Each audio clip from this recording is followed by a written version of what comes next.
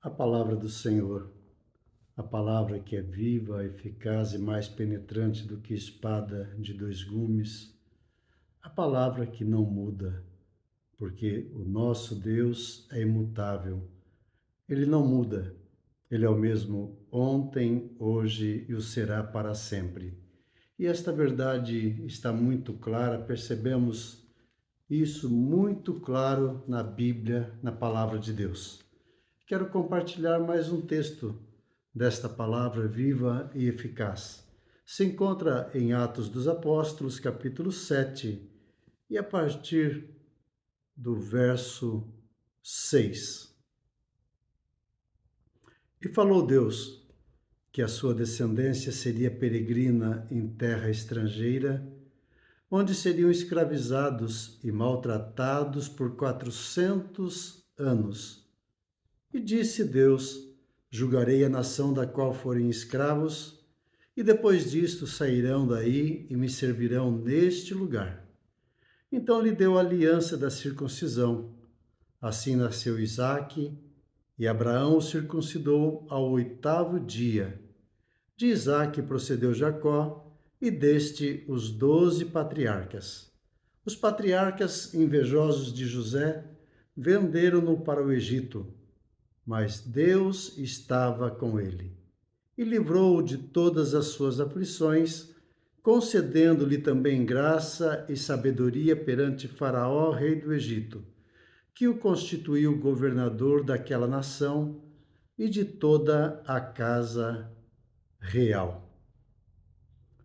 Uma promessa que é feita a Abraão e que se estende a toda a sua geração, a todos os seus descendentes. Aquele que foi chamado para ser bênção, para ser abençoador. O Senhor disse: abençoarei os que te abençoarem e amaldiçoarei os que te amaldiçoarem. E em ti serão benditas todas as famílias da terra. Uma bênção que vem a Abraão, uma promessa de bênção, uma promessa que se estende a todos os seus descendentes e também que alcançaria todas as nações.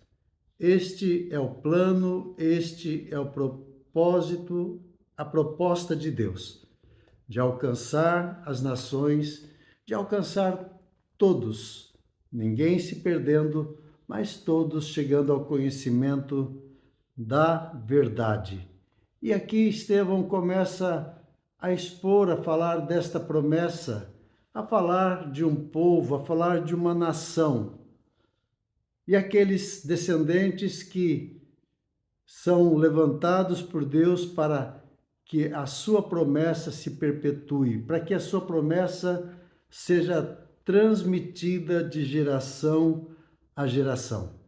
E aqui a palavra de Deus faz menção de um patriarca, de um personagem da história, de um descendente de Abraão, Abraão que é o pai da fé, Abraão que é o pai dos que creem, pai dos crentes, e por isso essa promessa que se estende a todos os crentes, a todos aqueles que creem em Jesus Cristo.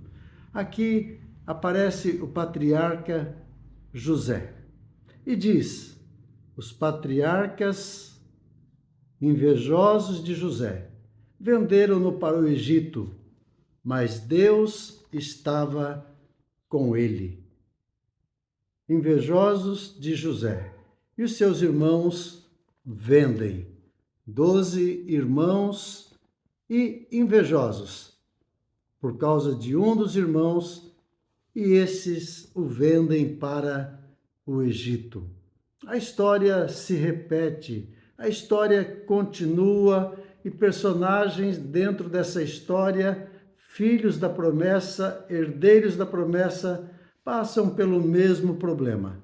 Como disse o Senhor, a sua descendência será peregrina em terra estrangeira. Somos peregrinos, estamos de passagem, não temos morada permanente nessa terra. Estamos caminhando em direção à terra prometida, a terra da promessa, a terra que Deus prometeu, o reino que não é deste mundo, mas o reino que é o reino dos céus. E disse: escravizarão, mas depois disso vocês sairão e me servirão neste lugar.